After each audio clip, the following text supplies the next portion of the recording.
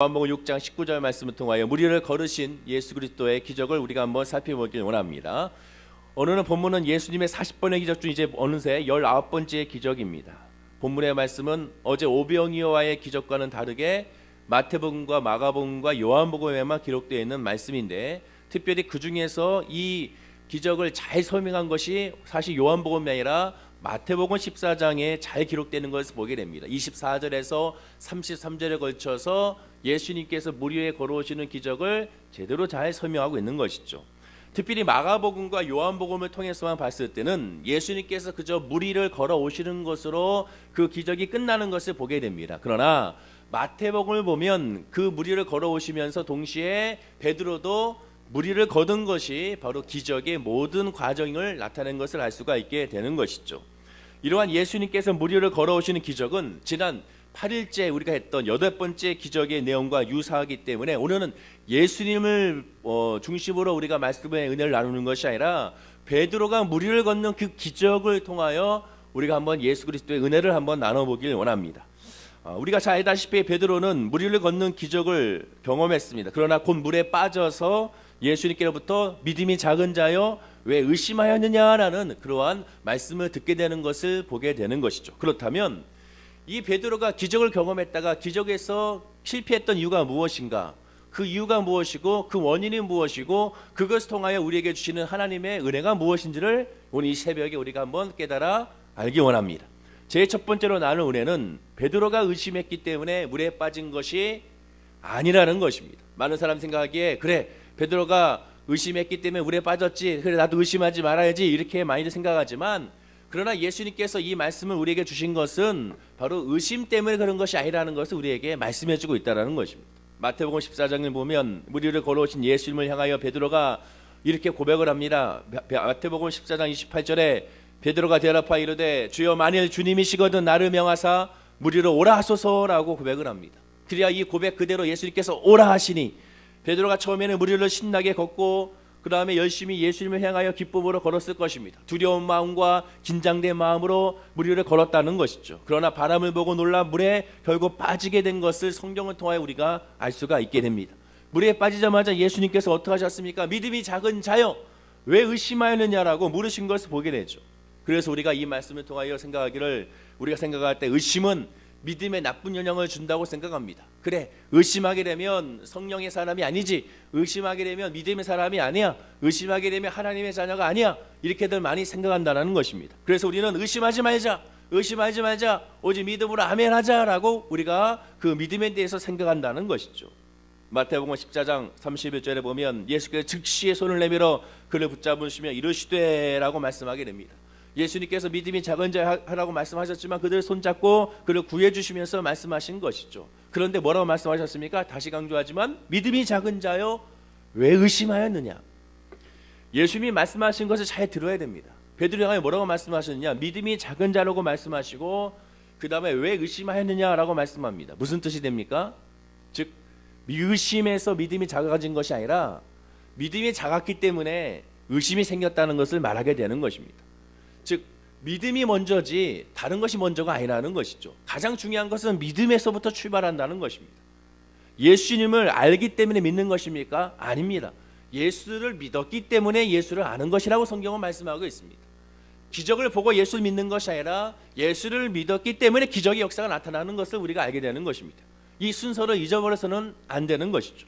세상의 방법은 바로 이 순서가 바뀝니다. 그러나 하나님의 은혜 안에 있는 성령의 영적인 법칙은 먼저 믿음이 먼저고 믿음 안에서 그 다음에 모든 역사가 나타나는 것이지, 모든 역사가 나타난 다음에 믿음이 잘 되는 것이 아니라는 것이죠. 영혼이 잘 돼야 나머지가 잘 되는 것이지, 나머지가 잘 됐기 때문에 내가 영혼이 잘 된 거구나 이렇게 생각할 수가 없다라는 것입니다. 그리고 왜 의심하였느냐라는 예수님의 말씀의 의도도 질체성에 야단치는 그런 의도가 아니었음을 우리가 알아야 된다는 것이죠. 그렇다면 지금 베드로가 의심하는 것이 무엇입니까? 무엇을 의심했느냐가 가장 중요합니다. 무엇을 의심했느냐. 우선적으로 의심에 대해서 잠깐 살펴봐야겠는데, 의심은 기본적으로 여러분 좋은 것입니다. 제가 늘 강조했지만 의심은 굉장히 좋은 것이에요. 의심에 대해서 나쁘게 생각하면 안 됩니다. 하나님이 주신 귀한 선물이 바로 우리에게 주신 의심이라는 것입니다. 하나님께서는 인간에게 주신 기본적인 오감이 있습니다. 시각이 있고 청각이 있고 후각이 있고 미각이 있고 촉각이라는 것이 있습니다. 이러한 오감, 이 오감을 가지고 우리는 뭐합니까? 분석하고 판단하고 선택하고 결단하게 되는 것이죠. 그리고 하나님은 이 오감과 함께 우리에게 주신 것이 있으니 그것이 바로 무엇이냐? 의심이라는 것을 우리에게 주셨습니다. 하나님은 우리에게 주신 것이죠. 예를 들어 이렇게 눈이 예전에 엊그제처럼 눈이 많이 온 날은 눈이 많이 왔기 때문에 길이 미끄러울 거니까 내가 조심해서 걸어야겠다.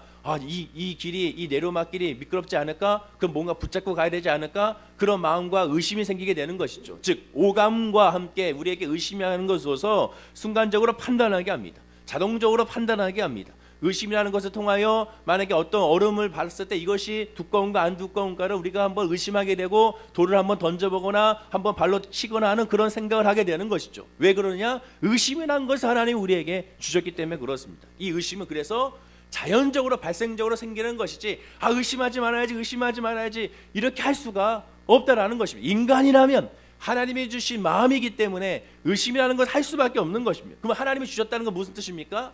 좋은 것이지 나쁜 것이 아니라는 것입니다. 하나님이 그렇게 되도록 창조해 주셨다는 것이죠. 그렇다면 하나님이 의심을 주신 목적이 무엇입니까? 그것은 전후 사정을 잘 살펴서 바른 길로 가라는 뜻입니다. 맹목적으로 믿지 말라는 뜻입니다. 성경을 덮어놓고 믿지 말라는 것입니다. 하나님의 말씀을 가지고 그 말씀을 통하여 하나하나 따지고 또 따져서 하나님 앞에 나가라는 것입니다. 왜? 성경에 하나님의 사람들은 다 그렇게 했기 때문에 그렇습니다. 하나님에게도 조금이라도 의심이 되면 죽고 살기로 파고들고 따져야 합니다. 우리가 이 의심이 들었을 때 세상적으로 들어갔기 때문에 문제지, 의심이 들었을 때 하나님께 파고들면 그것이 바로 하나님께서 원하시는 믿음의 의심이고, 그래서 그 의심은 좋은 것이라고 말씀을 드리게 되는 것입니다. 사회에서도 마찬가지죠. 사업상 계약서를 쓰거나 부동산 계약서를 쓸 때 하나하나 조항 하나하나를 다 따지고 그거 하나에 대해서 집중적으로 살펴보지 않습니까? 그래서 이 문구가 어떻게 적혔는지를 자세하게 또 살펴서 우리가 사인하는 것을 보게 됩니다. 마찬가지입니다. 하나님의 말씀을 묵상하면서 읽으면서 이해가 안 되고 의심이 되면 그것에 대해서 하나하나 따져야 됩니다. 누구한테? 사람에게 아니죠. 하나님 아버지께, 하나님 이것이 무슨 말씀입니까? 이게 무슨 뜻입니까? 왜 나에게 이런 말씀을 주셨습니까? 라고 하나님께 묻고 따져야 되는 것입니다. 그것을 우리 다른 말로 기도라고 하게 되는 것이죠. 야곱을 보십시오. 야곱은 외삼촌 라반의 집에서 20년 넘게 숱한 고생을 한 후에 고향 땅으로 돌아가게 됩니다. 가나안 땅을 눈앞에 둔 야복강 나루토에서 멈추고 하나님과 사자와 바로 그곳에서 씨름을 하게 되는 것이죠. 야곱은 그 사자에게, 하나님의 사자에게 창세기 32장 26절에 말하기를 당신이 내게 축복하지 않으면 나는 당신을 가게 하지 아니하겠나이다라고 거기서 고집을 피웁니다. 왜 그렇습니까? 나에게 축복을 달라고 했으면 물질 때문에 축복을 달라는 것입니까? 나에게 물질을 주십시오. 나에게 건강을 주십시오. 그렇지 않으면 난 당신을 놓치지 않겠습니다. 내가 이 새벽에 기도하는데 하나님 나에게 돈을 주지 않으면, 나에게 명예를 주지 않으면, 나에게 지혜를 주지 않으면, 나에게 직장의 문을 열어주지 않으면, 또한 시험의 문을 열어주면 나는 주님을 놓지 않겠습니까? 그런 기도를 한 것입니까? 그런 기도를 한 것이 아닙니다. 야곱은 지금 자기 소유의 상당량을 형 에서에게 보냈습니다. 왜 보냈습니까? 한마디로 뇌물이죠. 잘 봐달라는 뜻입니다. 왜? 형 에서가 자기를 죽이려고 하기 때문에, 지금도 죽이려고, 자기를 죽이려고 수많은 사람들과 함께 자기에게 다가오고 있음을 이 야곱이 알았기 때문에 그렇습니다. 즉 형이 자기를 죽일까 봐 두려워한 것이죠. 그러면 당연히 어떻게 해야 됩니까? 하나님께 기도할 때 하나님 나를 보호해 주십시오. 형 에서의 손에서 나를 구출해 주십시오. 이렇게 기도해야 되지 않겠습니까? 그런데 야곱은 그런 기도를 하지 않았습니다. 당신은 나에게 축복하지 않으면 고백합니다. 무슨 뜻입니까? 옛적 고향을 떠나왔을 때 베델에서 하나님의 약속의 말씀을 받았습니다. 내가 너를 떠나지 아니하리라. 내가 너에게 복을 주리라. 내가 너 지키게 하리라. 창세기 28장 15절 말씀, 내가 너에게 함께 하겠다는 그런 말씀을 주셨죠. 즉 그 말씀이 지금까지도 유효한지, 정말 그 하나님의 말씀이 정말 나에게 지금도 적용되고 있는지, 그 하나님의 말씀을 하나님 기억하고 계시는지, 그 말씀이 진짜 가짜가 아니라 진짜인지, 그것에 대해서 그가 의심을 한 것입니다. 정말 하나님께서 나에게 약속하신 그 약속의 말씀, 나에게 생명의 말씀으로 나에게 주신 말씀입니까? 그 말씀 그대로 실천해 주실 것입니까? 이것에 대한 의심이 야곱에게 있었던 것이죠. 그래서 그렇게 붙잡은 것입니다. 결국 하나님의 사자로부터 창세기 32장 28절에 내가 하나님의 사람으로 더불어 이겨노려라는 뜻의 이스라엘이라는 이름을 받게 됩니다. 야곱 즉 이스라엘은 하나님에 대한 의심을, 말씀에 대한 의식, 언약에 대한 의심, 그 의심으로 열심히 하나님께 부르짖고 간구했습니다. 하나님께 묻고 따졌다는 것이죠. 그래서 결국 12지파의 이스라엘의 12지파의 선조가 될 수 있었고 형 예수와 화해할 수 있었음을 우리가 보게 되는 것입니다. 모세도 마찬가지입니다. 모세가 가만히 있었습니까? 수차례에 거쳐서 하나님께 질문하고 대답을 했습니다. 계속 반복했습니다. 왜? 하나님의 인도하심에 대한 확신이 없었기 때문에 그렇습니다. 과연 하나님의 나를 인도하시는지, 과연 하나님의 나를 사랑하는지, 하나님의 나를 지켜주고 있는지, 과연 이것이 하나님의 뜻인지를 자기가 확신할 수 없으니까 나는 못 가겠나이다, 다른 사람을 보내주십시오라고 수차례에 걸쳐서 하나님과 대화하고 질문하고 대답하고 이 과정을 계속 반복한 것을 보게 됩니다. 왜 그럽니까? 의심이 들었기 때문에 그런 것입니다. 따라서 하나님에 대한 의심은 좋은 것입니다. 이는 하나님을 향한 의심이고 하나님을 가까이 하고자 하는 의심이고 하나님을 만나고자 하는 의심이며 하나님을 깨닫게 하고자 하는 의심이기 때문에 그렇습니다. 그러나 이것을 풀어가는 데 있어서 다시 강조하지만 하나님의 방법이 아닌 세상의 방법을 했기 때문에 문제가 발생하게 되는 것입니다. 이 새벽에 하나님의 인도하심에 대한 의심이 드는 분이 있다면 2017년도에 하나님의 인도하심에 대한 그런 의심과 염려와 걱정과 근심의 가운데 있는 분이 있다면 그렇다면 뭐 해야 되느냐? 하나님께 매달려야 되는 것입니다. 그 의심을 하나님께 내어 맡겨야 됩니다. 하나님 정말 올 한 해 나에게 축복해 주십니까? 올 한 해 나와 함께 하십니까? 올 한 해 우리 월계스 모을게 함께 하십니까? 하나님께서 이 대한민국과 함께 하십니까? 의심이 들면 이것을 세상에 가지고 나아가서 세상 사람들에게 풀어놓는 것이 아니라 여호와 하나님께 기도로 풀어놓는 것, 이렇게 여러분 부르짖고 간구하면서 풀어놓는 것입니다. 그 의심을 주님께 내어 맡기고 나아가는 것입니다. 그러면 하나님께서 이 모든 것을 응답하시고 역사하시게 되는 것이고 모든 것이 풀리게 되는 은혜를 체험하게 되는 것입니다. 두 번째 은혜는 베드로의 믿음을 통하여 우리가 한번 살펴봐야 됩니다. 베드로가 비록 물에 빠졌지만 베드로의 믿음은 대단한 믿음이고 칭찬받을 수밖에 없는 믿음입니다. 본문 같은 상황에서도 과연 우리라면 물에 뛰어들 수 있을까요? 저는 힘듭니다. 여러분들은 어떨지 모르겠지만 할 수가 없어요. 갈릴리 바다에 업을 주신데도 두려워 떨고 있는 상황이었습니다. 그런데 더 놀라운 것은 파도가 치고 있는 그 상황 가운데 배가 기웃기웃 거리는 그런 상황 가운데 그 와중에도 베드로가 예수님께 고백한 것입니다. 잔잔한 그런 바다 위에서, 잔잔한 호수 위에서 예수님께 나에게 명하사 나를 오게 하소서, 이런 뜻이 아닙니다. 폭풍과 몰아치는 그 상황 가운데서 이 베드로가 예수님에 가여 나에게 명하여 이 물 위로 걸어오게 하소서라고 지금 베드로가 고백한 것입니다. 그러니 대단한 것이죠. 마태복음 14장 28절에 보면 만약 주시거든이라고 번역하고 있습니다. 이는 베드로가 예수님인지 아닌지를 몰랐다는 것이 아닙니다. 처음엔 제자들이 유령인가라고 했지만 그들이 다 두려워 떨었을 때 예수님이 나다 두려워하지 말라는 말을 했기 때문에 그들이 예수 그리스도인 것을 다 알았습니다. 베드로도 예수님인 것을 알았습니다. 예수님이 이미 나다라는 음성을 또 주었기 때문에 그렇습니다. 그리고 베드로는 저에게 물 위를 걸을 수 있는 능력을 주십시오라고 기도하지도 않았습니다. 제가 뛰어내릴 테니 주님이 나를 붙잡아 달라고도 예수님께 요청하지 않았습니다. 단지 마태복음 14장 28절에 이렇게 말씀하죠. 베드로가 대답하여 이르되 주여 만일 주님이시거든 나를 명하사 물 위로 오라 하소서 하니라고 말합니다. 즉 내게 무엇을 달라고 했습니까? 말씀을 달라고 한 것입니다. 나에게 말씀을 주십시오. 그 말씀이면 내가 할 수 있습니다라고 고백하는 것이죠.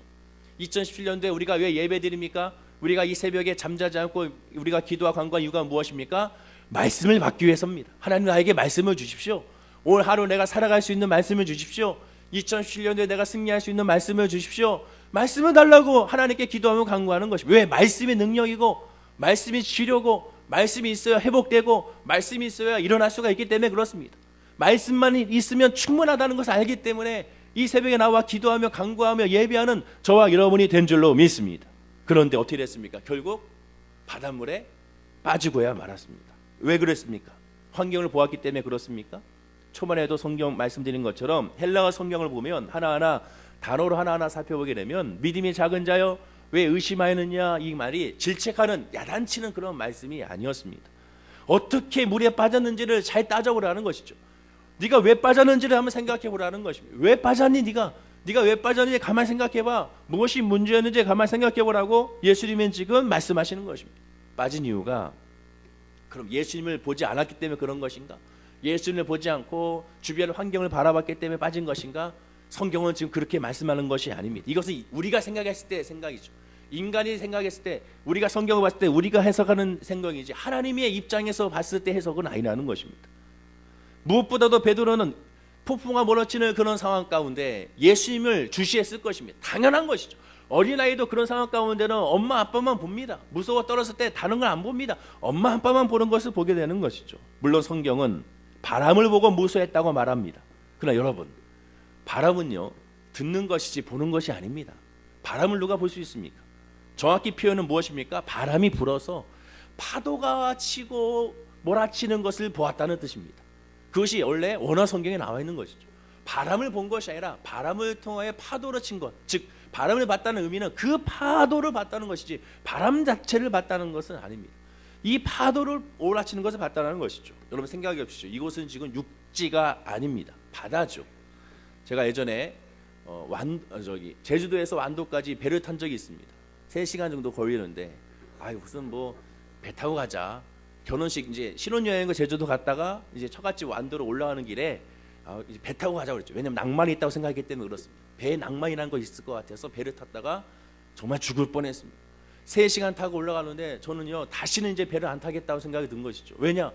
방파제를 벗어나고 섬들 사이를 벗어나서 망망대해로 들어가자마자 이건 배가 요동을 치는데 가만히 있어도 좀 해수면이 저 위보다 올라가고 하니까 이건 너무나도 답답하고 무섭고 흔들리고 멀미할 것 같고 그래가지고 3시간 내내 갑판 위에서 거기에 꽉 붙잡고 3시간 동안 정장 입고 그렇게 있었던 저의 기억이 있습니다. 당연히 얼굴 다 새까맣게 탈 수밖에 없었던 것이죠. 여러분 지금은 이 상황은 폭풍과 몰아치는 상황입니다. 파도가 몰아치는 상황입니다. 그럼 파도가 몰아치면 어떻게 됩니까? 결국 예수님이 파도로 인해서 보일 수가 없는 것입니다. 예수님이 보이지 않는 것입니다. 깜깜한 파도에 파도가 치니까 순간적으로 예수님이 안 보이는 것입니다. 보일 수가 없습니다. 왜? 파도가 자기 위에 올라오기 때문에 그런 것이죠. 영화로 한번 생각해보세요. 재난 영화 보세요. 파도가 치면 야 저기 우리 동료가 빠져 있는데 안 보입니다. 안 보여. 왜? 파도 때문에 그 물 때문에 물보라 때문에 그 사람이 보이지가 않으니까 소리만 지르죠. 아무개야 아무개야 아무개야 소리 지르고 소리치는 것만 보는 것을 보게 됩니다. 물에 그 많은 물에 눈에 튈 수도 있습니다. 어쩌면 그 물을 튄 것을 닦다 보니까 그것을 인해서 예수님이 안 보일 수도 있는 것입니다. 즉 베드로가 파도와 바람을 보고 무서워한 것이 아니라는 것입니다. 왜 물에 빠졌는가? 예수 그리스도가 안 보이니까. 예수 그리스도가 볼 수 없으니까. 예수님이 내 눈의 시야에서 사라졌다고 생각하니까 두려워 떨어서 빠질 수밖에 없었던 것입니다. 예수님이 보였다가 보이지 않았다가 하니까 두려울 수밖에 없는 것이고, 또한 예수님이 또한 안 보였다가 보였다가 그것을 계속 반복되니까 더 마음 가운데 불안한 마음으로 어떤 상황에서 결국에는 빠질 수밖에 없었던 것입니다. 놀라운 것은 아무리 안 보인다 하더라도 서서히 걸어가고 있지 않습니까? 그러면 결국 예수님과 베드로의 사이는 점점점 가까워지고 있는데, 가까워지고 있는데도 불구하고 예수님이 보이지 않자 두려움으로 빠지게 된 것입니다. 우리도 마찬가지죠.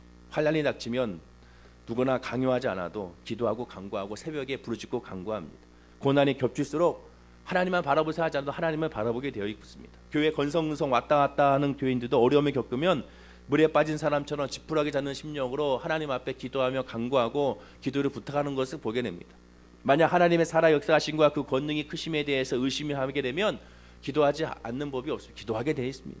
그런데 그렇게 기도했는데도 자꾸 응답이 되지 않고, 기도했는데도 눈에 뭔가 보이지 않고, 또한 그 은혜를 체험하지 못하게 되니까 결국 점점 하나님의 은혜가 가까웠고 점점 예수님과 거리가 가까우는 것을 깨닫지 못하고 잊어버리고 결국 더 마음에 두려움과 염려와 걱정, 근심으로 무너지게 되는 것입니다. 여러분, 기적을 과학적으로 따지면 어떤 의미라고 말씀드렸습니까? 하나님께서 만드신 창조의 질서를 깨는 것이 질서라고 말씀을 드렸습니다. 베드로가 물 위를 걷는 것도 마찬가지지 않습니까? 물리학의 3가지 법칙을 기본적으로 깼습니다. 중력을 깼고 부력을 깼고 만유인력의 법칙을 깬 것이 바로 무엇입니까? 이 예수님의 베드로의 또한 물 위를 걷는 것입니다. 그렇다면 물 위를 걷게 하신 것도 예수님이고, 또 왜 물에서 빠지게 한 분도 예수님인 것이죠. 즉 예수님이 모든 것을 주도하셨고 예수님이 모든 것을 인도하신 것을 보게 됩니다. 다른 말로 하게 되면 이 모든 상황을 다 깨닫고 이 모든 상황을 주시하시고 이 모든 상황을 아시는 분은 결국 예수 그리스도라는 것입니다. 무슨 뜻입니까? 하나님은 어떤 환경에서도 어떤 환란에서도 하나님이 인도하시고 하나님의 자녀에게는 결국 피할 길을 주신다는 것입니다. 하나님의 자녀는 결국 피할 길로 인도하시고 마침내 승리하게 하신다는 것입니다. 실제로 이런 일이 있었습니다. 우리 지방에 소방관 출신 목사님이 계시는데요, 그분이 한번 이런 말씀을 하십니다. 소방관 출신으로서 출동했었는데 불이 난 곳은 목욕탕이었다고 아시죠? 목욕탕에 불이 났는데 그렇게 큰 불은 아니었고 작은 불이지만 그 연기가 독한 가스 연기로 검은 연기로 말미암아 사람들은 두려움에 많이 떤다고 합니다. 왜? 독하니까. 그래서 이제 그 목욕탕에 들어가서 이제 사람들을 이제 구출해내고 사람들을 인도하러 딱 들어가는 순간 입구에만 이 문 입구에만 5명의 또한 이 사람들이 거기서 입을 막고 어쩔 줄 몰라 하는 모습을 봤다라는 것이죠. 그래서 그 5명을 구해내면서 얘기했답니다. 아, 문 열고 나오면 되는데 왜 문 열고 안 나왔느냐? 그랬더니 이분들이 하는 말이 문이 안 열린다는 것이죠. 아무리 밀어도 안 되고 아무리 당겨도 안 된다는 것이죠. 그러니까 이 소방관이었던 이 목사님이 얘기하는 겁니다. 이 문은 당기는 문도 아니고 또 미는 문도 아니고 미닫이 문이 아니고 드르륵 옆으로 하는 것인데 그걸 못한 것이죠. 당황하니까 이게 연기로 말미암아 불이 나서 당황하니까 이 문이 미닫이 문인데도 불구하고 잊어버리고 어떻게든 밀려고 하고 또 어떻게든 당겨보려고 하고 그러니까 결국 그 두려움으로 말미암아 염려로 말미암아 거기서 주저앉아 버리고 만 것입니다. 어찌할지 아직 모르는 것이죠. 미닫이 문인데도 불구하고 우리도 마찬가지입니다. 급한 마음은 당황하여 모든 걸 잊게 만듭니다. 아무리 사방의 문이 다 닫혀도 한 곳만은 늘 열려 있습니다. 어디냐? 하늘 향한 문은 항상 열려 있다는 것이죠. 아무리 사방에 우겨싸임을 당하도 하나님께서는 저와 여러분들을 하나님의 지팡이와 막대기로 저와 여러분들 보호하시고 우리를 인도하신다는 것입니다. 힘들고 어려운 막힘이 있을 때 어딜 바라봐야 되느냐? 사람을 보지 마시고 사람 보면 실망하게 됩니다. 사람을 보는 것이 아니라 환경을 보는 것이 아니라 예수를 바라보고 하늘 위로 바라보고 하나님 주여 아버지를 바라보시면 이 모든 해결의 역사가 시작된다는 것을 기억하는 저와 여러분들이 되어야 될 줄로 믿습니다. 시편 50편 15절 말씀에 환난 날에 나를 부르라 내가 너를 건지리라 라고 말씀합니다. 얼마나 위로가 되는 말씀입니까? 그러나 더 위로가 되는 말씀이 바로 그 다음에 나옵니다. 환난 날에 나를 부르라 내가 너를 건지리니 이제 결론은 나오죠. 내가 나를 영화롭게 하리로다. 이상하지 않습니까? 환난 날에 여호와 하나님께 우리가 불렀어요. 우리가 힘들고 어려울 때 하나님의 이름을 불렀어요. 그럼 하나님 우리를 건져주셨어요. 그러면 당연히 하나님의 영광을 받아야 되지 않습니까? 그런데 하나님 뭐라고 말씀하시냐? 환난 날에 네가 나에게 기도했구나. 환난 날에 나를 부르짖었구나. 네가 나를 영화롭게 한 것이 아니라 바로 너의 모든 것이 영화롭게 됐다고 말씀하게 됩니다. 무슨 뜻입니까? 우리의 기도에 하나님은 기쁘시다는 것이죠.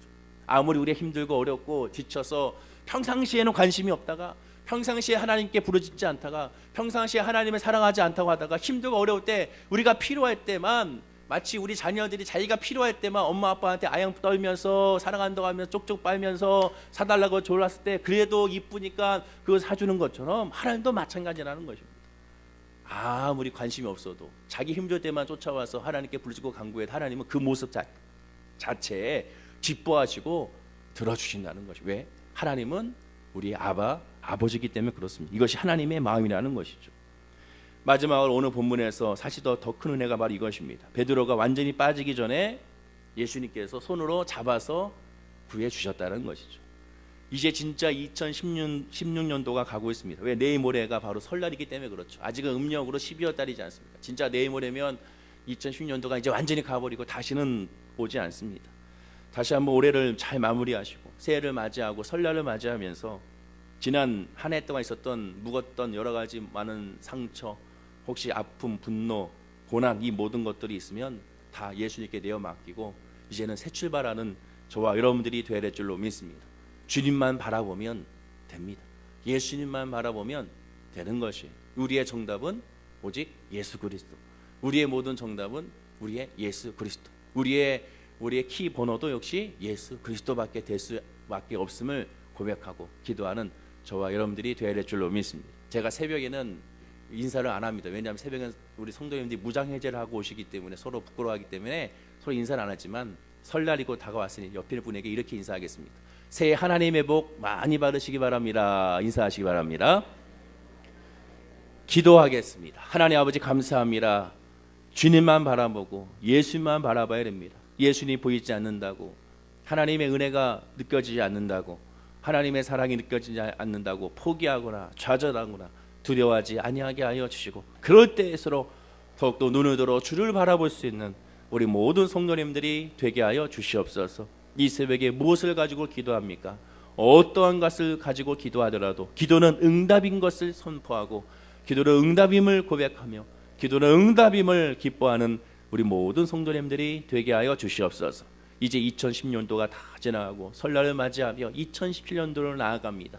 올 한 해도 기대하는 한 해를 살게 하시고 하나님 인도함으로 말미암아 어떤 하나님의 축복이 있음을 늘 감사와 깨달음으로 하나님을 바라보는 우리 모든 성도님들이 될 수 있도록 축복하여 주옵소서. 감사드리며 예수님의 이름으로 기도드립니다. 아멘.